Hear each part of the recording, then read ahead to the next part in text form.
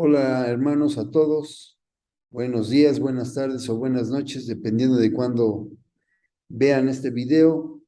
Un abrazo desde aquí, un abrazo fraterno, mis felicitaciones y mi reconocimiento porque han progresado, porque han perseverado en el curso. Hoy vamos a ver un tema importante, como ustedes lo ven, vamos a hablar de economía personal y familiar, y para esto vamos a orar. Dios y Padre, yo quiero rogarte en el nombre de Jesús que nos ayudes a todos a comprender el diseño de la economía que tú diseñaste desde el principio, a la cual, en la cual instruiste a tu pueblo. Dame la capacidad y la gracia para transmitir conocimientos que valgan la pena, impacta los corazones de todos y que al escuchar tu palabra nos veamos motivados a cambiar, a corregir. Bendice a cada uno de mis hermanos, bendice a todos los que vean este video y ayúdame a mí a solamente ser un portador de bendición. Que la gloria siempre sea para ti, Señor. Que tu Santo Espíritu me guíe y que no haya ningún impedimento, ninguna interrupción, ninguna falla del equipo y sobre todo ninguna falla en mi corazón y en mi comunión contigo. Te lo pido en el nombre de Cristo Jesús. Amén. Bien, hoy vamos a ver entonces la economía personal y familiar. Y es un tema que muy pocas veces se toca en la iglesia porque, porque como se habla de dinero, se puede pensar, sobre todo si lo comparte el pastor de la iglesia, se puede pensar que hay algún otro interés que no sea el de bendecir con este conocimiento bíblico a cada una de las familias. Este tema es para que Dios bendiga tu economía. Los principios que vamos a mirar hoy van encaminados a que tú recibas bendición. Analízalos, escúchalos y mi invitación es que los vivamos juntos. Vamos a iniciar economía personal y familiar. ¿De qué se trata? Primera carta de Pedro, capítulo 4, versículo 10, dice, cada uno, según el don que ha recibido, ministrelo a los otros, como buenos administradores de la multiforme gracia de Dios. Aquí salta una pregunta casi obligada. ¿Qué tenemos que administrar? Porque el versículo dice que somos buenos administradores de la multiforme gracia de Dios. ¿Qué es la multiforme gracia de Dios la cual tenemos que administrar? Bueno, la multiforme gracia de Dios, como su descripción lo dice, tiene muchas formas de manifestarse. Por ejemplo, a través del sacrificio de Jesucristo en la cruz, es una parte de la multiforme gracia de Dios, a través de la sanidad, de los milagros, a través de la consejería, de la guía del Espíritu Santo, a través de la palabra, etcétera. Esa es la multiforme gracia de Dios. Pero hablando de economía, ¿qué es lo que tenemos que ser, en lo que tenemos que ser buenos administradores? Miremos. Salmo 50, 12. Dice así, si yo tuviese hambre, está hablando Dios, no te lo diría a ti, porque mío es el mundo y su plenitud. ¿Qué tenemos que administrar entonces? Todo lo que el Señor nos dé, absolutamente todo. Aquí miramos, por ejemplo, a peces marinos, aves en los cielos, bosques, lagos, etcétera. Todo lo que el Señor nos dé, nos los da con el propósito de que aprendamos a administrarlo, no porque Él no pueda, Él lo haría muchísimo mejor que nosotros. No es que nos delegue la tarea porque Él no pueda, nos las delega porque tenemos que aprender a administrar la multiforme gracia de Dios de la forma en que ésta nos llegue. Todo lo que el Señor nos dé, grábatelo desde el principio, es para que lo administremos. ¿Tienes un cuerpo? Tienes que ser buen administrador de él y no enfermarlo, o tenemos que ser buenos administradores de él y no enfermarlo. ¿Tienes una casa? Tienes que ser un muy buen administrador de la casa una familia, la iglesia, la palabra de Dios. De todo lo que recibamos de Dios, tenemos que administrarlo con sabiduría y para eso necesitamos la guía del Espíritu Santo. ¿Qué es lo que vamos a mirar hoy? Vamos a mirar 10 principios bíblicos que nos van a ayudar a administrar la multiforme gracia de Dios con éxito. Primer principio bíblico. Tercera carta de Juan, capítulo 2. Amado, yo deseo que tú seas prosperado en cuántas cosas, en todas las cosas, y que tengas salud, así como prospera tu alma. ¿De qué se trata este principio? Bueno, el principio bíblico se trata de que Dios quiere que quiere nuestra prosperidad integral, y es algo que tenemos que entender muy bien.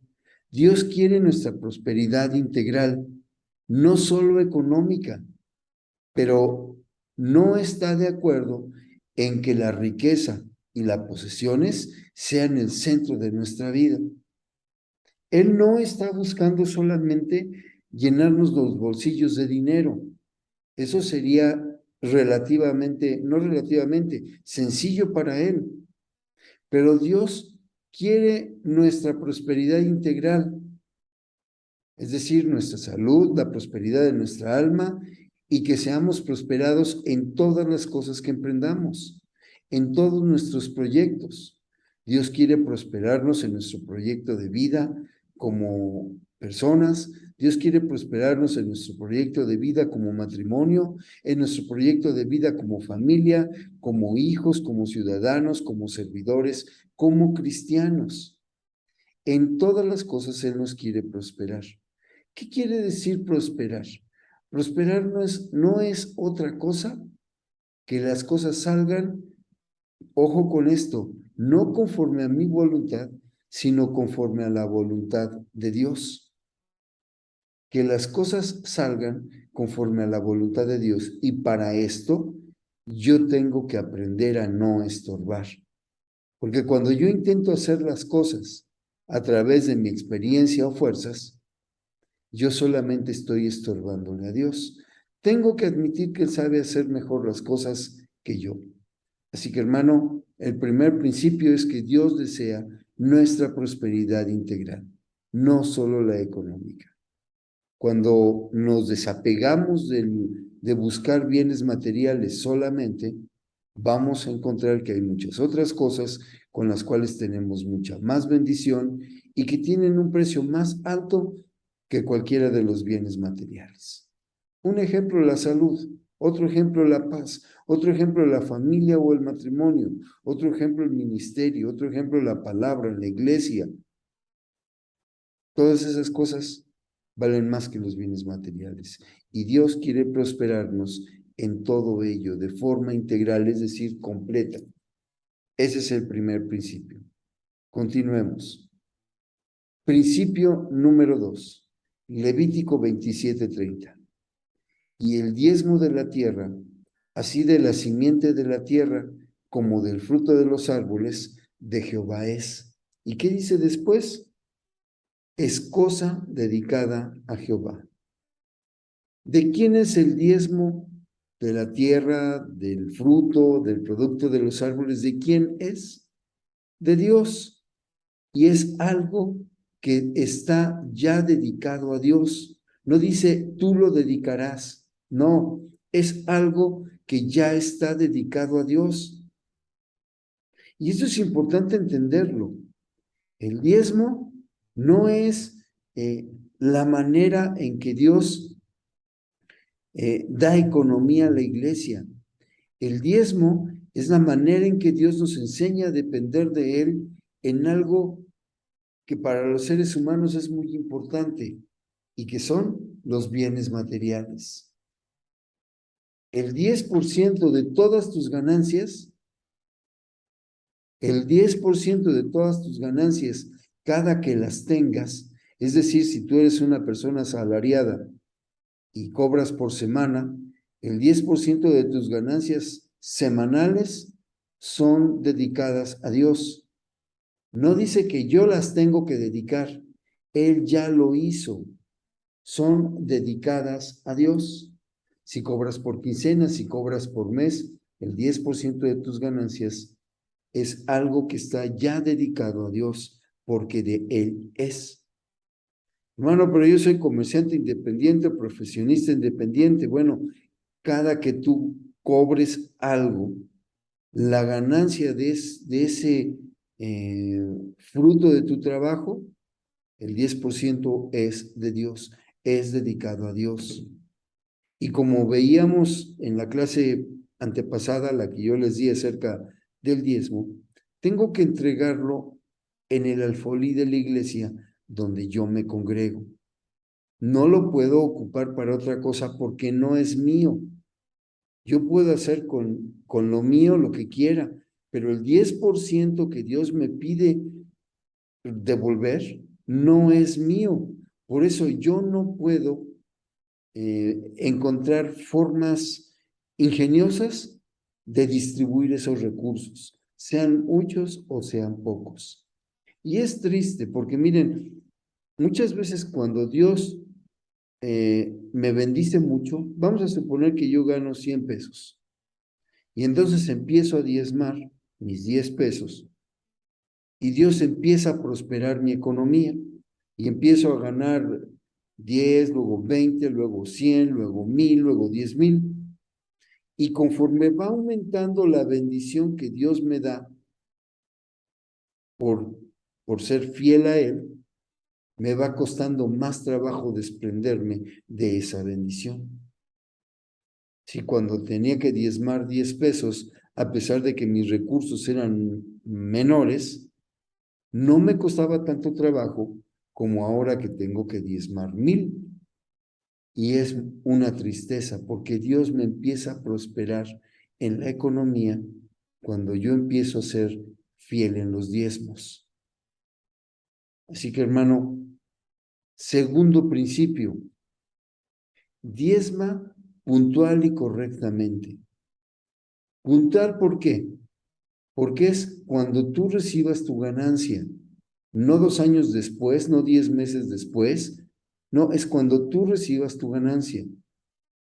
Yo he conocido judíos que exigen que el alfolí de la sinagoga donde se congregan esté disponible para recibir los recursos las 24 horas del día, los 365 días del año, porque ellos dicen, el 10% no es mío, y mientras más tiempo pase en mi poder, más riesgo corro de quererlo tomar y no quiero meterme en problemas con Dios. Así que diezma puntualmente. Cobras por semana, diezma por semana. Cobras por quincena, diezma por quincena. Cobras al terminar un proyecto, diezma al terminar un proyecto. Te pagan un adelanto del proyecto, una parte, bueno, pues de esa parte diezma. Y cuando te paguen el resto, diezmas lo que falta. Eso es puntualmente. Ahora, correctamente, ¿cómo es? Miren, yo creo que la cifra del 10%, Dios nos las puso para que no nos cueste trabajo hacer cuentas. Es muy fácil sacarle el 10% a algo. Sí, es muy fácil. Entonces, lo único que me pide Dios es el 10% de mis ganancias. Es decir, de cada 10 pesos, yo tengo que apartar uno. No me pide el 11, ni me pide el 9, me pide el 10. Si tú dices, bueno, es que yo gano 1000, pero no quiero diezmar 100 solamente, quiero diezmar 101, entonces deposita en un sobre tu diezmo de 100 y deposita en el alfolí el peso que tú deseas ofrendar. El diezmo solamente es el 10% de tus ganancias. Hazlo puntual y correctamente. ¿Por qué? Hay una razón, ¿eh? ¿Por qué? Sigo con el principio número 2. Malaquías 3 y voy a leer del 8 al 10, y son palabras bastante duras que Dios pronuncia. ¿Robará el hombre a Dios? Pues vosotros me habéis robado. Y dijisteis, ¿en qué te hemos robado? ¿Y qué les respondió el Señor? En vuestros diezmos y ofrendas. Y vean lo que sigue. Malditos sois con maldición, porque vosotros, la nación toda, me habéis robado. Solución, traed todos los diezmos al alfolí y haya alimento en mi casa. Ahora vean esto, y probadme ahora en esto, dice Jehová de los ejércitos, si no abriré las ventanas de los cielos y derramaré sobre vosotros bendición hasta que sobreabunde. Ahora me detengo aquí. Yo les decía que esta es la única parte en la Biblia en donde Dios le permite al hombre probarlo. Pruébenme. Ustedes traigan puntual y correctamente los diezmos al alfolí y pruébenme.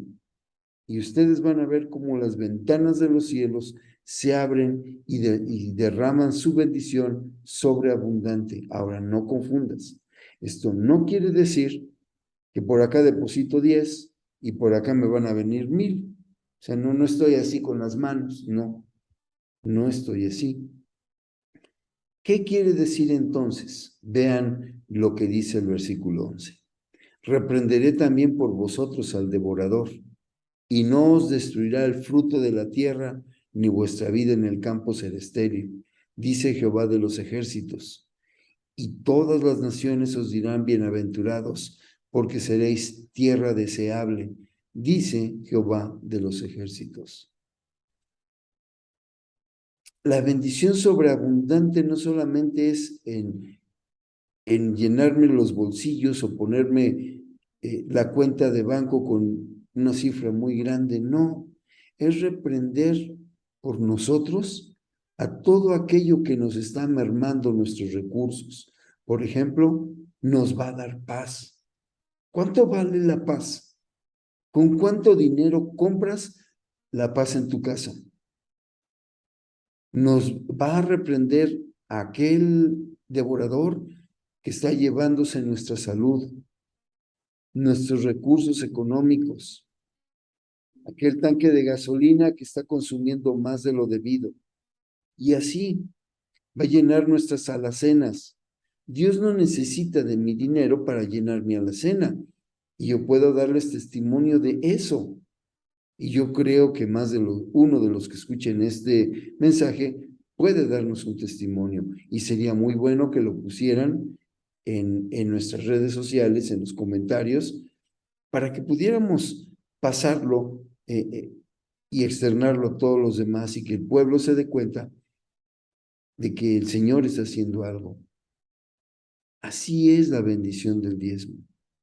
Así que no seamos rateros, no le robemos a Dios. ¿Por qué? Porque no es una buena idea. No es de veras una buena idea robarle a Dios. No es una buena idea. Piénsalo. Principio número 3. Filipenses 4:12. Sé vivir humildemente y sé tener abundancia. En todo y por todo estoy enseñado, así para estar saciado como para tener hambre, así para tener abundancia como para padecer necesidad. ¿Cuál es este principio? No gastes más de lo que tienes. El apóstol Pablo decía, yo sé vivir humildemente y sé vivir en abundancia, es decir, se adecuaba a sus ingresos. No gastemos más de lo que tenemos, es un error fatal. Imagínate que ganamos 100 pesos y queremos gastar 101 y decimos, bueno, un pesito por ahí, a ver de dónde lo saco. Pero 101 pesos, ese peso acumulado en el tiempo, se convierte en mucho dinero. Así que no gastemos más de lo que tenemos. Aprendamos a vivir en la humildad o en la abundancia. Es bien importante lo que te estoy diciendo. Este es un principio muy, pero muy básico. Aprendamos a vivir con lo que tenemos. Dios nos bendice con aquello que vamos a poder administrar. Y mientras más administremos lo poco, Dios nos va a poner a administrar más cosas. Pero si tú has demostrado, tú o yo hemos demostrado que no podemos administrar lo poco, imagínate lo que haríamos si nos da más. Piensa por un momento, solamente por un momento. ¿Qué harías tú si te sacas la lotería? Si no sé, ponle la cantidad de millones que tú quieres. Si te sacas $1.000.000 en la lotería o 100 millones de dólares en la lotería, ¿qué harías tú? Mira, no sabríamos administrarlo. Nos volveríamos loquitos. Empezaríamos a comprar sin ton ni son, pondríamos en riesgo a nuestras familias, nos pondríamos en riesgo a nosotros y casi puedo asegurar que al cabo del tiempo nos quedaríamos con menos de lo que teníamos antes de habernos sacado la lotería. ¿Por qué? Porque no estamos muchas veces preparados para administrar la abundancia. Así que hay que aprender a administrar lo que tenemos. Y una forma muy sabia de administrarlo es no gastando más. No gastes más de lo que tienes. Principio número 4. Te abrirá Jehová su buen tesoro. ¿Cuál es este buen tesoro? El tesoro del cielo, para enviar la lluvia a tu tierra en su tiempo y para bendecir toda obra de tus manos. Y prestarás a muchas naciones. ¿Y qué dice? Y tú no pedirás prestado. ¿Cuál es este principio? No tengas deudas. Hermano, ya las tengo. Bueno, si ya las tienes, procura pagarlas lo más pronto posible. Lo ideal es que ninguno de nosotros tuviera deudas. Pero muchas veces la manera en que el mundo nos ha enseñado a administrar nuestros recursos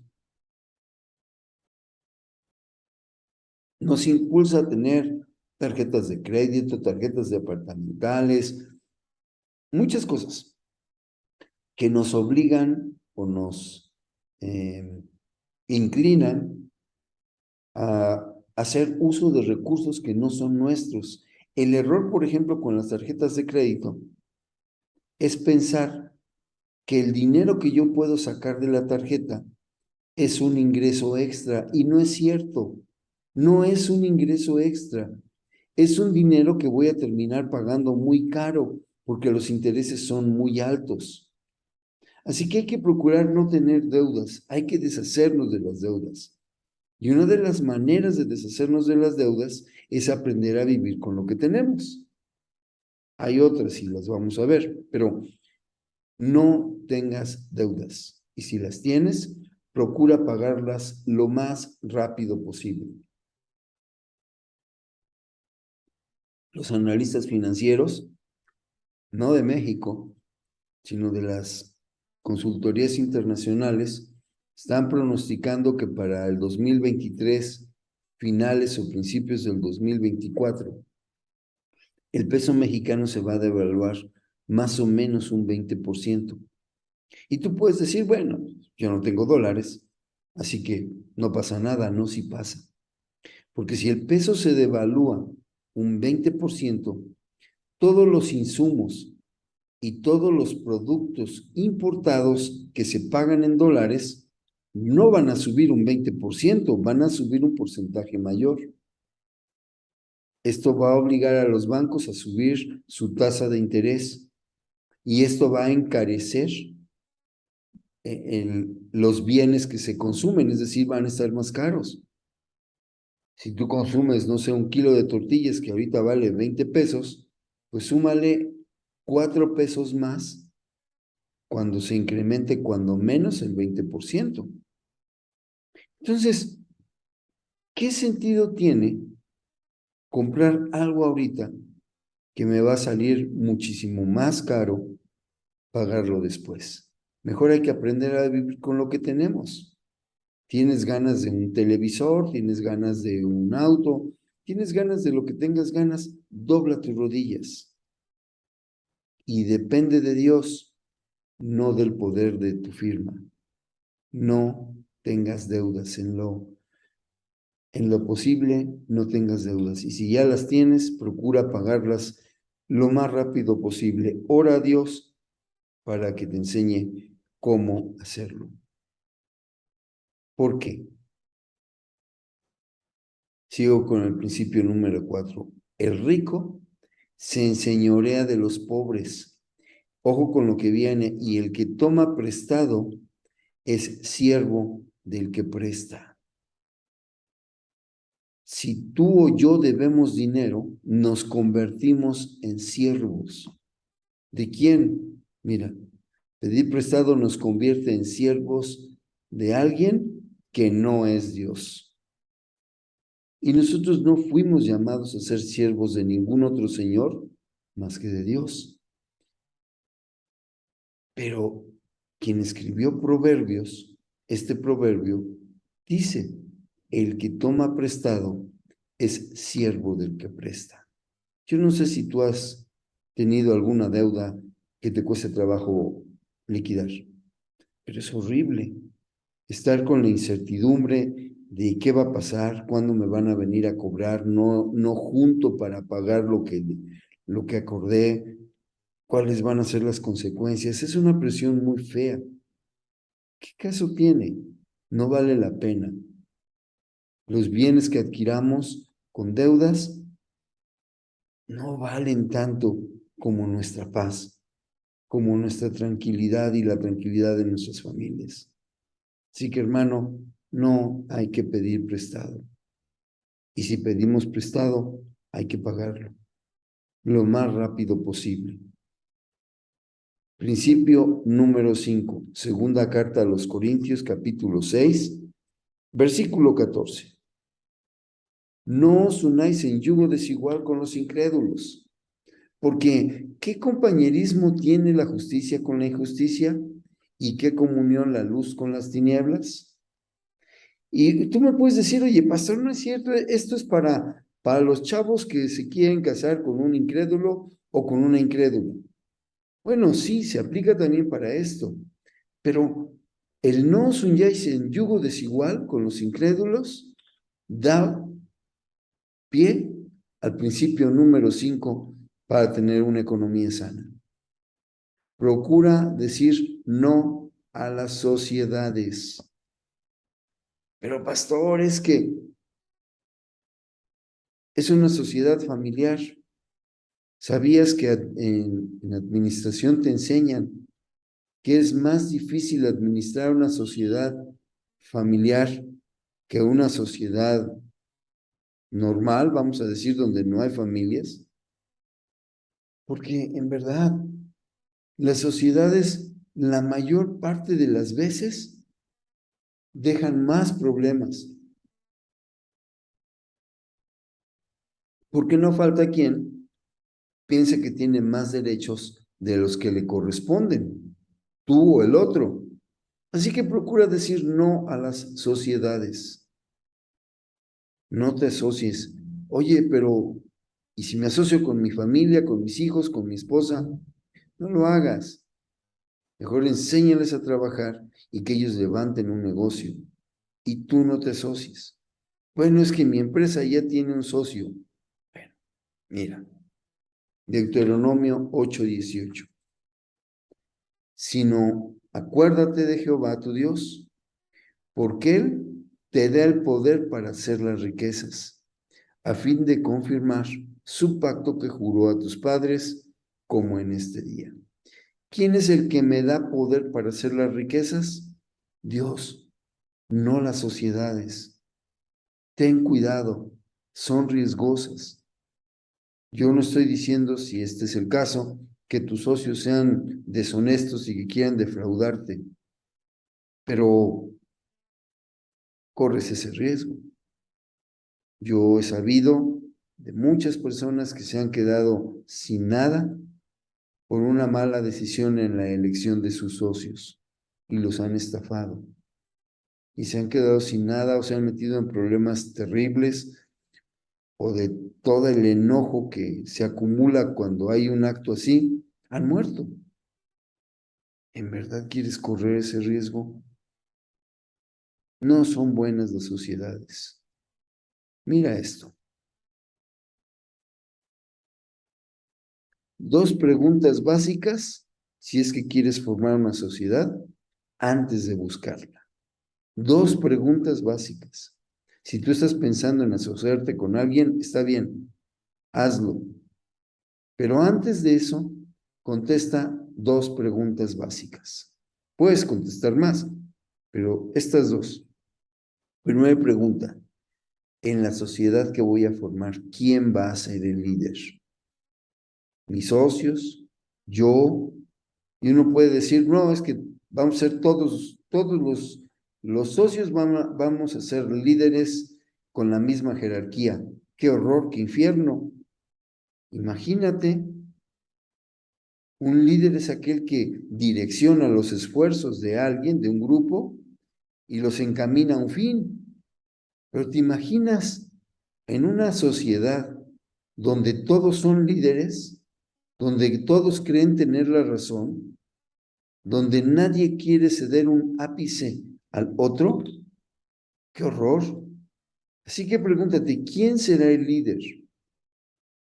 Porque tú y yo tenemos un líder y se llama Jehová de los ejércitos. En la sociedad que vas a formar, ¿quién va a ser el líder? Y la segunda pregunta, ¿tenemos los mismos valores y principios? ¿Mi socio y yo compartimos los mismos valores? Porque yo tengo valores cristianos, pero ¿y él? Sí, hermano, es cristiano, asiste a la iglesia. No, espérate. Una cosa es que asista a la iglesia y otra cosa muy distinta es que sea cristiano. ¿Tenemos los mismos valores? ¿Somos guiados por los mismos principios? Es importante responder estas 2 preguntas y reflexionar si vale la pena correr el riesgo de ser socio de alguien. 2 preguntas sencillas, pero muy valiosas. Por ejemplo, supón tú que te asocias y tu socio no es tan honesto en pagar impuestos y llega el momento de pagar impuestos. Y él quiere contratar a un contador que le ayude a evadir parte de las imposiciones fiscales. Y tú quieres pagar correctamente tus impuestos. ¿Qué va a suceder? ¿Quién va a ganar? ¿Cómo se van a poder poner de acuerdo si son 2 polos completamente distintos? Así que procura responder bien estas preguntas. Conoce bien a tu socio y responde bien esas preguntas antes de permitir que una sociedad se forme. Éxodo 23:32 está hablando de los pueblos incrédulos a los que iban a llegar cuando entraran a la tierra prometida. Y les dice, no harás alianza con ellos, ni con sus dioses. No harás alianza con ellos. Si es riesgoso asociarte con un cristiano, es muchísimo más riesgoso asociarte con un incrédulo.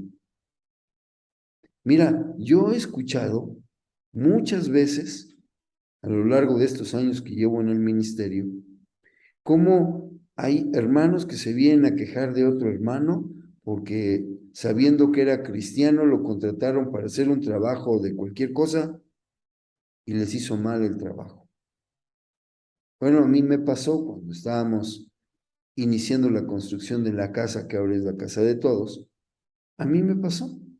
Contratamos a un hermano cristiano y bueno, no hizo nada bien las cosas y, y perdí dinero, se fue con él. Entonces, ¿qué sentido tiene correr el riesgo? Si es un riesgo ya, un cristiano, es muchísimo más el riesgo si lo haces con un incrédulo, porque tus valores y tus principios no son los mismos que de él. Y si él, aparte, va a ser el líder, vas a tener un serio problema. Lucas 9:25. Pues, mira, muchas de las sociedades se hacen con el afán de ganar dinero, ¿no? Dice Jesús, pues, ¿qué aprovecha al hombre si gana todo el mundo y se destruye o se pierde a sí mismo? ¿Cuál es el provecho de asociarte con alguien si el dinero que vas a ganar no se va a comparar con todos los riesgos y todo lo que puedes perder? Ten cuidado con las sociedades. Ese es el principio número 5. Principio número 6, Lucas 14:28. Porque ¿quién de vosotros, queriendo edificar una casa o una torre, perdón, no se sienta primero y calcula los gastos y ve si tiene lo que necesita para acabarla? Y aquí puede haber otro principio: lo que inicias, termínalo. Pero el principio número 6 es: elabora un presupuesto y ajústate a él. ¿Quieres salir de deudas? Elabora un presupuesto y ajústate a él. ¿Quieres que tu negocio crezca? Elabora un presupuesto y ajústate a él. ¿Quieres que los gastos de la casa empiecen a nivelarse? Elabora un presupuesto y ajústate a él. ¿Quieres nivelar tus ingresos con tus gastos? Elabora un presupuesto y ajústate a él. Mira, aquí hay un ejemplo de presupuesto. Es un presupuesto, es una hojita de cálculo muy sencilla, en donde yo pongo mi ingreso mensual neto. Supongamos, para este ejemplo, que yo gano 12,000 pesos, o tú y yo ganamos 12,000 pesos. ¿Qué tendríamos que hacer? Bueno, primero, los gastos fijos a cubrir mensualmente. ¿Qué son los gastos fijos? Aquellos que no puedes eludir, que son necesarios. Por ejemplo, el gas. Si tú gastas, no sé, en el ejemplo, 520 pesos mensuales de gas, pues debes de apartar esa erogación para que no te quedes sin gas, porque va a salir más caro que tengas que comer en la calle o hacer otra cosa para suplir el gas que no pudiste comprar. Entonces, tengo que cubrir gastos fijos mensualmente. ¿Cuáles son? Si tú miras, en primer lugar está el diezmo, porque esos recursos no son míos, son de Dios. No intento convencerte, tú puedes tener otra opinión y es válida tu opinión. No intento convencerte, estoy haciéndolo con respecto a lo que dice la Biblia. Entonces, se aparta el diezmo. Supón tú que gasto 380 pesos de teléfono, que gasto 1,000 pesos en el pago de la casa o en la renta, 500 pesos de gas, 520, 200 de luz, 200 de cable. Y mira, es un gasto fijo. Y tú puedes decir, bueno, puedo prescindir de él. Sí, pero mientras no prescindas de él, ponlo en donde debe de estar y aparte ese dinero. Y una colegiatura de 1,000 pesos. Luego, tengo que poner el pago de deudas, las tarjetas de crédito, los préstamos, otras cosas. Supón tú que eso me lleva 500 pesos. Y luego los gastos variables, que son los gastos que puedo subir o bajar. Por ejemplo, alimentos y gastos diversos en el hogar. Supón tú que eso me arroja un total de 3,200 pesos. Luego, el auto, gasolinas o peajes. Estos son gastos variables porque no siempre gasto 1,000 pesos en gasolina o en peajes. A lo mejor puedo irme en camión y esto se disminuye. Ahorita vamos a ver qué sucede, cómo ajustar presupuestos. Alimentos en el trabajo, gastos educativos, lonchera, materiales, etcétera, ropa y calzado, entretenimiento. Todo esto son gastos que tú estás presupuestando. No es que ya los estés haciendo, pero estás diciendo, bueno, yo quiero que mi ingreso alcance para esto y entonces voy a apartar determinado monto. Seguros de vida o familiares, otros gastos extraordinarios, ve aquí. Aquí yo dije 0 de gastos extraordinarios. Es decir, no tengo imprevistos y ahorros. Cuentas para los hijos, por ejemplo, 200 pesos. Eso me da un total de 12,000 pesos. Si mi salario mensual es de 12,000 pesos, quiere decir que mi presupuesto está nivelado. Pero, ¿qué sucede si yo digo, es que está mal? Yo quisiera tener algo apartado para gastos imprevistos. Uno nunca sabe. Entonces, ¿qué puedo hacer? De los gastos fijos puedo elegir alguno de los que pueda prescindir. Por ejemplo, el cable. Puedo cancelar mi servicio de cable y no va a pasar nada. Y eso lo puedo destinar a los gastos eh, para variables. O puedo este mes no gastar en entretenimiento, en paseos, y lo puedo ahorrar para gastos extraordinarios y sigo teniendo un presupuesto nivelado.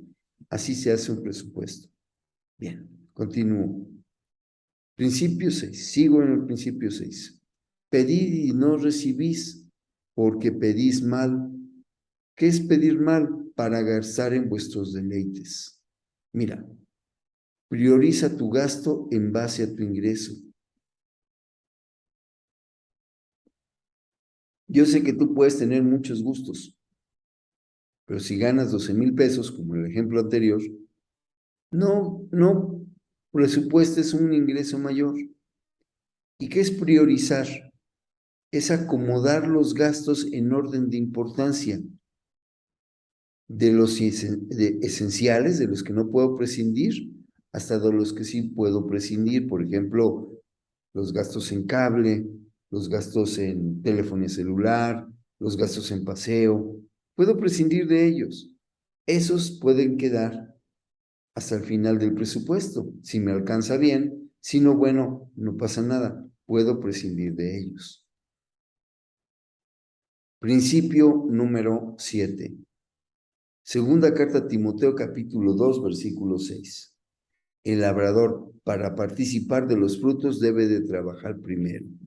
Y esto suena hasta como básico, pero a veces no se lleva a cabo y nos metemos en problemas. Mira el principio.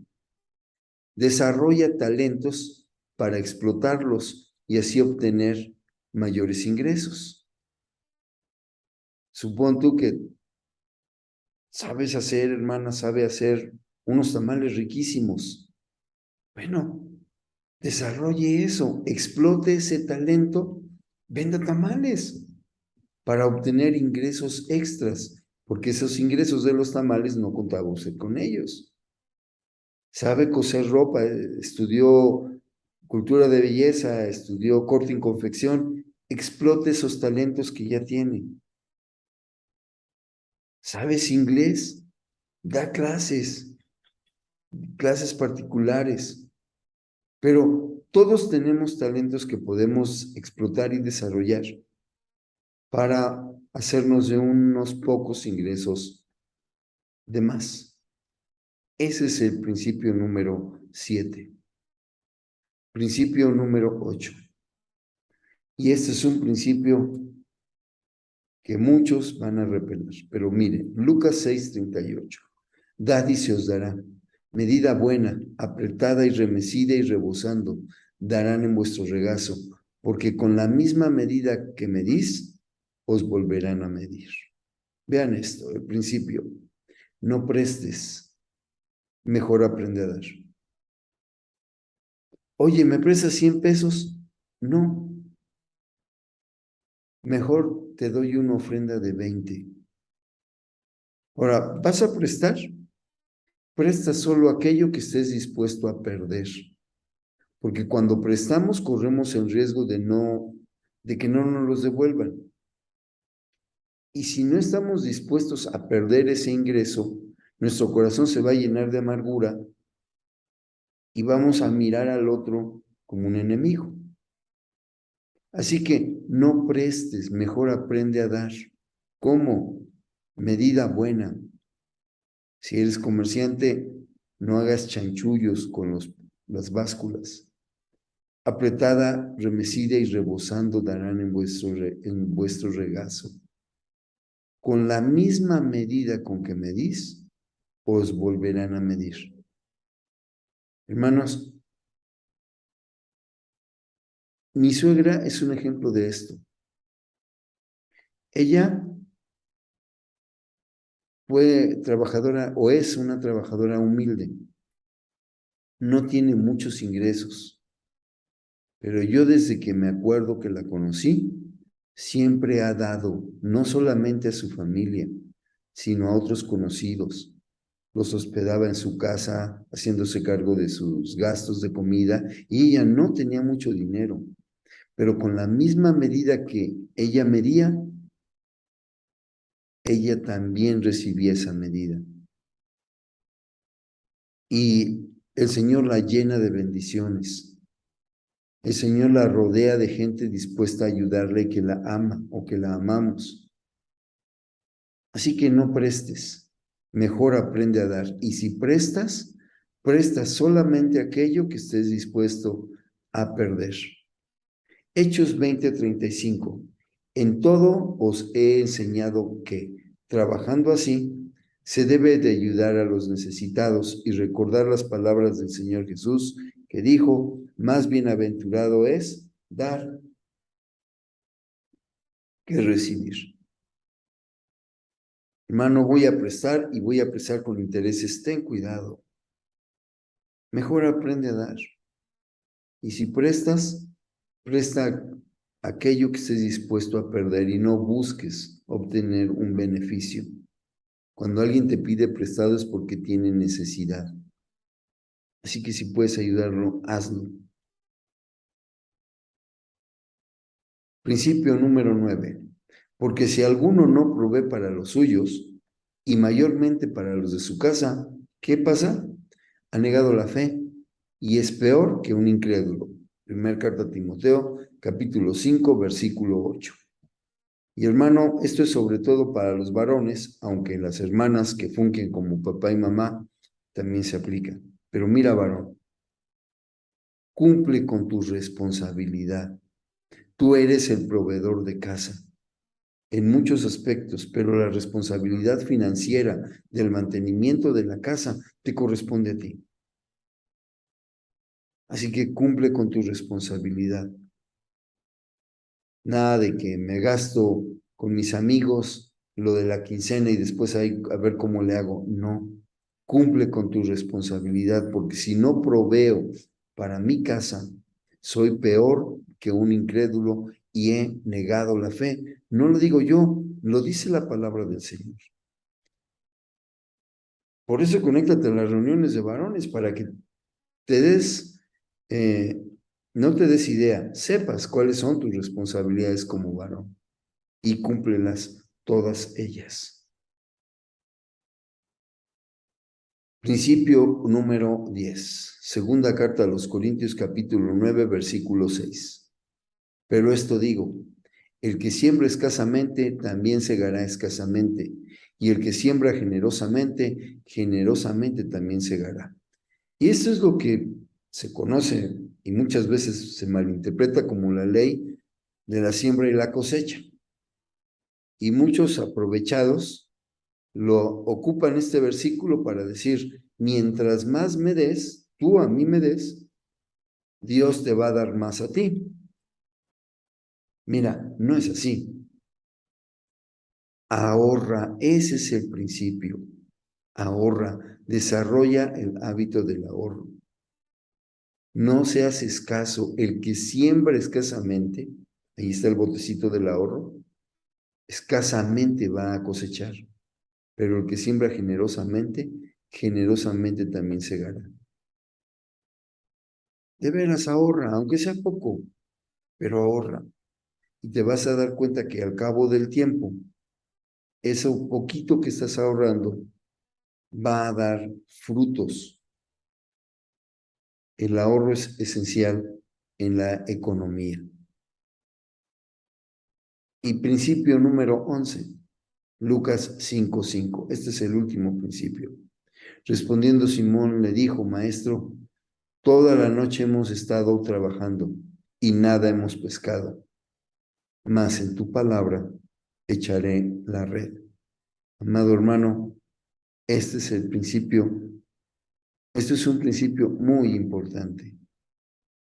En la toma de decisiones, que Dios sea tu primer referente. Es decir, antes de consultar a quien sea, dobla tus rodillas para tomar una decisión y consulta a Dios. Que Él sea nuestro referente. No tomes decisiones por impulso, no tomes decisiones por emoción ni por experiencia. Deja que Dios sea tu referente. Y no solamente en lo económico, en cualquier otro tipo de decisiones. Deja que Él sea tu referente. ¿Oramos? Padre, que estos principios que hemos aprendido se conviertan en algo, en hábitos, que podamos, al ponerlos por obra, empezar a mirar cómo nuestra economía empieza a ser sanada. Son tiempos muy difíciles, pero tú no estás en crisis. Ayúdanos a comprenderlo, Señor, ayúdanos a ser fieles y ayúdanos, Señor, a no mirar lo que dicen los demás, sino mirarte a ti desde el principio. Te lo pido en el nombre de Cristo Jesús. Amén. Dios les bendiga, hermanos. Yo les quiero dejar una tarea, no me la van a entregar. Solamente quiero dejarles una tarea. Y si ustedes deciden que puedo ayudarles en algo con esa tarea, bueno, pues me buscan y lo vemos en lo particular. Pero si no, no me la entreguen, solamente háganla. Elaboren un presupuesto. Fíjense metas y elaboren un presupuesto. Y si consideran que yo puedo ayudarles en algo, por favor, no lo duden. Dios les bendiga, cuídense mucho, nos vemos en el Zoom.